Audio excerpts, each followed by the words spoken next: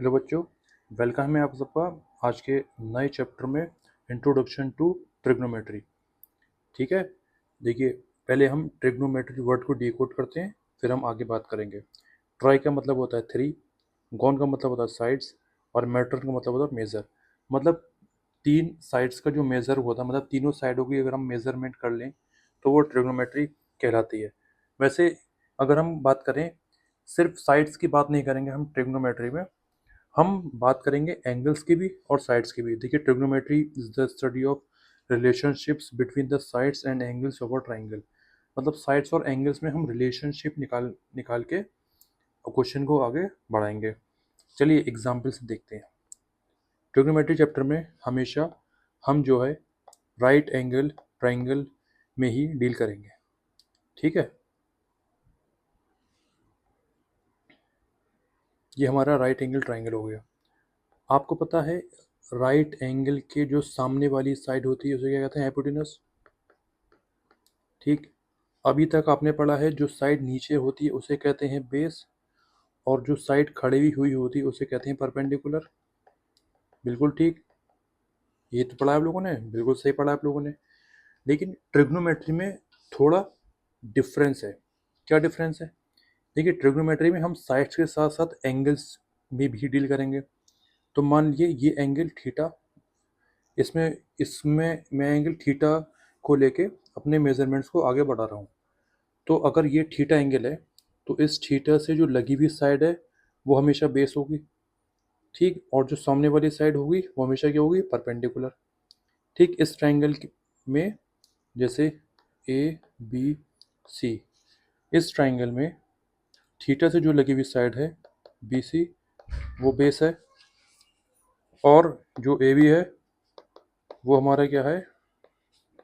Perpendicular. और जो ए सी है वो क्या है? हाइपोटेन्यूस। ठीक, बहुत बढ़िया। नेक्स्ट, अब इसी ट्रायंगल को मैं फिर से बना लेता हूँ आपके कन्वीनियंस के लिए। ए बी सी, अब जो एंगल है मैं यहाँ बना दे रहा हूँ थीटा। अब देखिए हाइपोटेन्यूस तो मेरा हमेशा सेम रहेगा, वो थीटा एंगल कोई सा भी ले हाइपोटेन्यूस कभी नहीं बदलता है। हाइपोटेन्यूस मेरा ये रहेगा। लेकिन क्योंकि थीटा अब मैं मेरा यहाँ पर लगा हुआ है तो ये जो ए बी है ये मेरी बेस हो जाएगी, और सामने वाली जो लाइन है बी सी ये मेरा हो जाएगा परपेंडिकुलर। सबसे पहली बात ट्रिग्नोमेट्री चैप्टर में समझने वाली। ठीक, तो इस केस में जो ए बी है वो मेरा बेस हो जाएगा, जो बी सी है वो मेरा परपेंडिकुलर हो जाएगा, और जो ए सी है वो मेरी हाइपोटेन्यूस। ठीक, सबसे पहली बात, अगर ये समझ गए तो क्वेश्चंस आपके लिए बहुत आसान आगे के लिए। ठीक है, आगे बढ़ें। चलिए अब हम देखते हैं, अब हम पढ़ेंगे ट्रिग्नोमेट्रिक रेशियोज। हम क्या पढ़ेंगे अब? Trigonometric ratios. चलिए देखते हैं क्या होते हैं। 6 ट्रिग्नोमेट्रिक रेशियोज होते हैं। मैं लिखूंगा इसको, और इसको बिल्कुल भी रटने की ज़रूरत नहीं है। मैं आपको इसको याद करने का तरीका भी सिखा दूंगा, इसीलिए बेफिक्र हो गए, बस आप सुनते रहें। ये थीटा एंगल की हम बात करेंगे इस, जब ट्रिग्नोमेट्रिक रेशियोज मैं अब समझाऊंगा आपको, तो ये थीटा जो है मैं कंसिडर ये थीटा करूंगा, ये वाला। चलिए 6 ट्रिग्नोमेट्रिक रेशियोज होते हैं। पहला होता है साइन थीटा। साइन थीटा होता है perpendicular upon hypotenuse. Cos theta, cos theta होता है base upon hypotenuse. tan theta होता है परपेंडिकुलर अपॉन बेस। ठीक है, इन्हीं के साइन का रेसिप्रोकल होता है cosec theta. Cosec theta reciprocal हुआ तो हाइपोटेन्यूस अपॉन परपेंडिकुलर हो जाएगा। कॉस थीटा का रेसिप्रोकल होता है सेक थीटा, तो हाइपोटेन्यूस अपॉन बेस हो जाएगा। tan थीटा का रेसिप्रोकल होता है कॉट थीटा, वो बेस अपॉन परपेंडिकुलर होता है। ठीक, अब तो ये आपको देखने में लगेगा बहुत कंफ्यूजिंग, लेकिन इसको याद करने की बहुत सिंपल ट्रिक मैं आपको सुनाता हूँ, समझाता हूँ। उसको सुनिए और देखिए कैसे उसको अप्लाई करेंगे।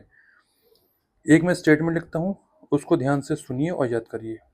सम people have curly brown hairs through proper brushing। क्यों याद करा हमने ये? देखिए, हम इन सारे जो वर्ड्स हैं इनका पहला अल्फ़ाबेट सिर्फ हम देखेंगे।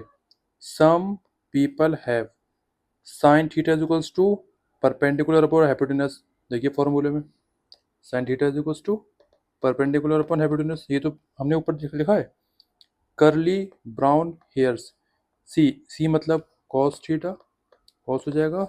ये बी मतलब बेस, और हेयर्स मतलब एच मतलब hypotenuse, curly brown hair.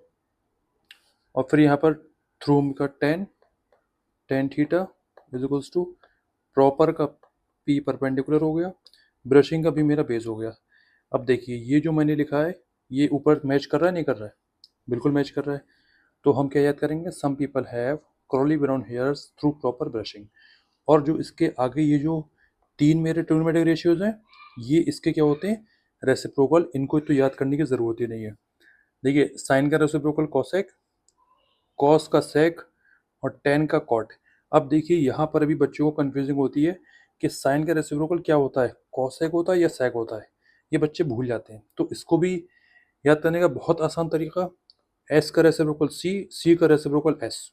Simple, sign का रेसिप्रोकल कॉसेक और कॉस का रेसिप्रोकल सेक। ठीक है, ओके। चलिए ये आपने समझ लिया, ठीक। अब हम जो है नेक्स्ट पार्ट में इसके कुछ क्वेश्चंस आपको कराएंगे।